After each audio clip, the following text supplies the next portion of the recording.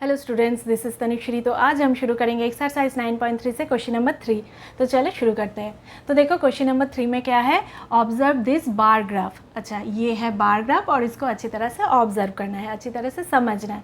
अच्छा, यहाँ पे क्या दिखाया गया है, देखो यहाँ पे लिखा गया है which shows the marks obtain by Aziz in half yearly examination in different subjects. अच्छा, तो यहाँ पे क्या दिखाया गया है, हाफ ईयरली एग्ज़ाम में डिफरेंट सब्जेक्ट्स में अजीज़ को कितना मार्क्स मिला है वो ही यहाँ पे दिखाया गया है। तो देखो अलग अलग सब्जेक्ट्स हैं, तो कौन सा सब्जेक्ट में कितना मार्क्स मिला है अजीज़ को वो ही यहाँ पे दिखाया गया है। अच्छा, तो इसको अच्छी तरह से ऑब्जर्व करना है और फिर क्या करना है, आंसर द गिवन क्वेश्चंस। तो नीचे जो क्वेश्चंस दिया हुआ है उसका आंसर निकालना है। तो फर्स्ट हम ये अच्छी तरह से समझेंगे। देखो बार ग्राफ में क्या होता है, एक हॉरिजॉन्टल लाइन और एक वर्टिकल लाइन होता है।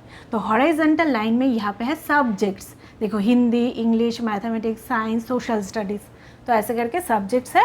और वर्टिकल लाइन यहाँ पे है मार्क्स, देखो 10, 20, 30, 40, 50, 60 ऐसे करके मार्क्स यहाँ पे दिया हुआ है। अच्छा, और देखो ये है स्केल, तो ये हमें अच्छी तरह से देखना है। देखो 1 unit length is equal to 10 marks. तो हम 1 यूनिट लेंथ जो है इसको 10 मार्क्स ऐसे करके मानेंगे। तो 1 यूनिट ऐसे होता है ना, तो 10 मार्क्स ऐसे होगा। तो 10 मार्क्स इतना, फिर 20 मार्क्स हो जाएगा इतना, 30 मार्क्स हो जाएगा इतना, 40 मार्क्स इतना, 50 इतना, 60, 70, 80, 90, तो 90 तक ऐसे दिया हुआ है। ठीक है। अच्छा, अभी देखो तो अजीज़ को हिंदी में इस सब्जेक्ट में कितना मार्क्स मिला है तो हमें देखना है। तो देखो ये जो बार है इसका हाइट कितना तक है, देखो 80 तक है, मतलब अजीज़ को हिंदी सब्जेक्ट में 80 मार्क्स मिला है। ठीक है, ऐसे होगा।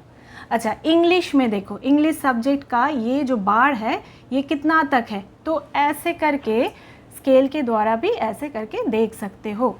ठीक है। अच्छा, तो देखो ये जो बार है इसकी हाइट है 60 तक, मतलब इंग्लिश में 60 मार्क्स मिला है। अच्छा, मैथमेटिक्स का जो बार है इसकी हाइट है 70 तक, मतलब मैथमेटिक्स में 70 मार्क्स मिला है। अच्छा, साइंस में देखो, साइंस की जो बार है ये है 50 तक, मतलब साइंस में 50 मार्क्स मिला है। और सोशल स्टडीज़ देखो ये है 40 तक, ऐसे करके देख सकते हो। तो ये है देखो 40 तक, तो 40 मार्क्स मिला है।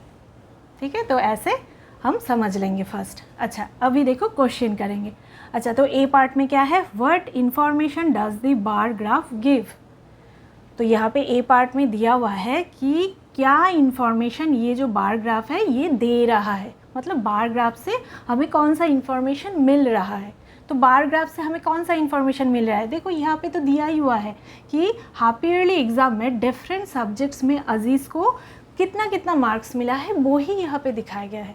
तो जो यहाँ पे है वो ही हम यहाँ पे लिख देंगे, है ना। तो यहाँ पे हम लिखेंगे, देखो this bar graph shows the marks obtained, जो है वो ही हम लिखेंगे, obtained by Aziz in half yearly examination,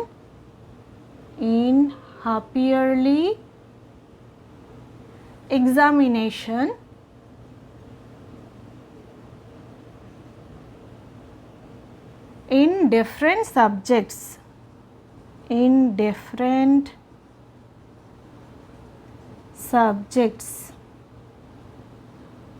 ठीक है। तो जो है तो वो ही हम यहाँ पे लिख देंगे।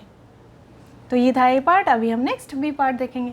नेक्स्ट बी पार्ट देखो, name the subject in which Aziz scored maximum marks. अच्छा, तो सब्जेक्ट का नाम पूछा गया है जिसमें अजीज़ को सबसे ज़्यादा मार्क्स मिला है। ठीक है, तो कौन सा सब्जेक्ट में सबसे ज़्यादा मार्क्स मिला है वो हमें देखना है। तो देखो कौन सा बार का हाइट सबसे ज़्यादा है, देखो ये है सबसे ज़्यादा, है ना, 80 तक है, मतलब 80 मार्क्स इस सब्जेक्ट में मिला है अजीज़ को। तो ये कौन सा सब्जेक्ट है, हिंदी सब्जेक्ट है।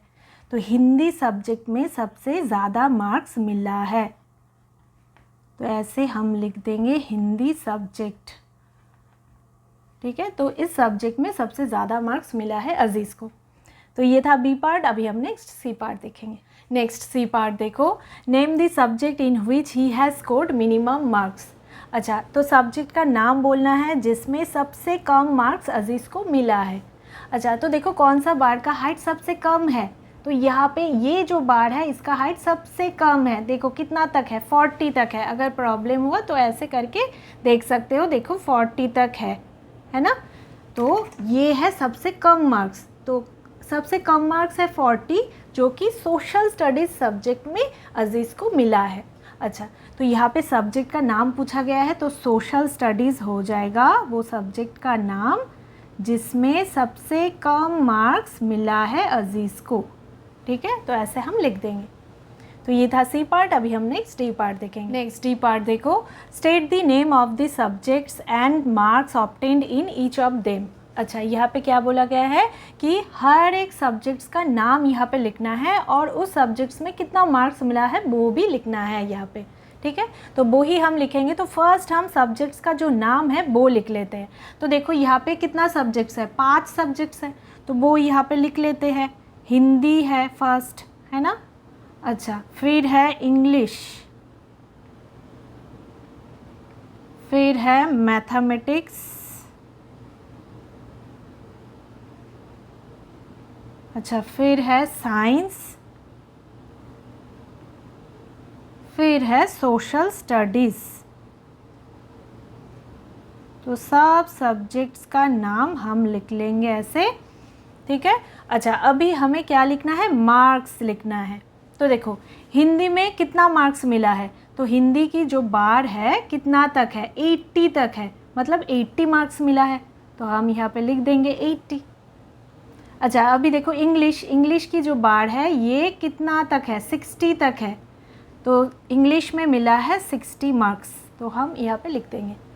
अच्छा, मैथमेटिक्स की जो बार है ये कितना तक है, देखो इसकी हाइट 70 तक है, मतलब 70 मार्क्स मिला है, तो 70 लिख देंगे।